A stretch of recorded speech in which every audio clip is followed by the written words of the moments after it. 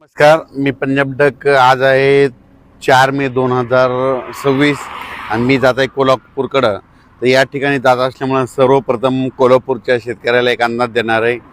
कारण की कोल्हापूरकडे जात असताना कोल्हापूरच्या शेतकऱ्याला सांगू इच्छितो की तुमच्याकडं 8-9 मेच्या दरम्यान एक मान्सूनपूर्व अवकाळी पाऊस येणार आहे. म्हणून हा अंदाज कोल्हापूर, सातारा त्या शेतकऱ्यांनी अंदाज लक्ष द्यायचा. आणि राज्यात सांगायचं झालं तर म्हणजे राज्यात बऱ्याच शेतकऱ्याचे फोन आले की आता ह्या मेमध्ये एखादे अवकाळी आहेत, तर राज्यात आणखीन 2 चांगले मान्सूनपूर्व पाऊस पडणार आहे, 2 अवकाळी पाऊस पडणार आहे. म्हणून हा अंदाज सर्व शेतकऱ्यांना लक्ष द्यायचा.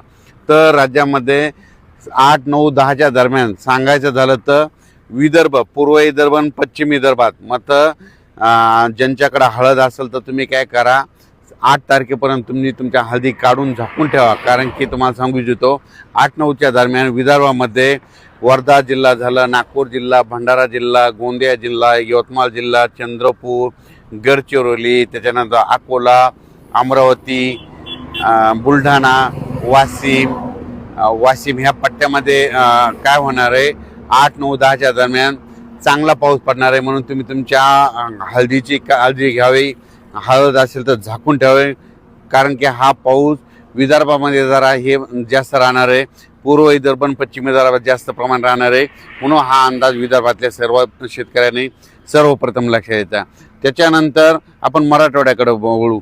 नांदेड जिल्हा झालं, हिंगोली जिल्हा झालं, लातूर जिल्हा झालं, बीड जिल्हा झालं, धाराशिव जिल्हा झालं, त्याच्यानंतर जालना जिल्हा झालं, त्याच्यानंतर इकडं सोलापूर, त्याच्यानंतर कोल्हापूर ह्या पट्ट्यात देखील काय होणार आहे, 8-9च्या दरम्यान तुरळक भागात म्हणजे कर्नाटक बाजूच्या समजा सीमालगतचे जे जिल्हे आहेत त्या परिसरामध्ये चांगल्या प्रकारचा मान्सूनपूर्व एक पाऊस अवकाळी येणार आहे. म्हणून ह्या 8-9च्या दरम्यानचा अंदाज लक्षात घ्यायचा. त्याच्यानंतर राज्यात सांगायचं झालं तर मग नंतर परत आणखीन पाऊस येणार का, तर राज्यातल्या सर्व शेतकऱ्याला सांगू इच्छितो की आज आहे 4 मे 2026. आजपासून कंप्लीट 35 दिवस पाऊस राहिलेला आहे. तर तुम्ही काय करा, शेतीचे कामे आटपून घ्या. कारण की तुम्हाला ही अवकाळी पाऊस सुरू झाल्याच्या नंतर तुम्हाला वेळच भेटणार नाही. आणखीन परत एक सांगू इच्छितो की 14 मे ते 20 मेच्या दरम्यान चांगला राज्यात पावसाळ्यासारखा मान्सूनपूर्व पाऊस येणार आहे. म्हणून हा अंदाज सर्व शेतकऱ्यांनी लक्षात द्यायचा. सबस्क्राइब करा आणि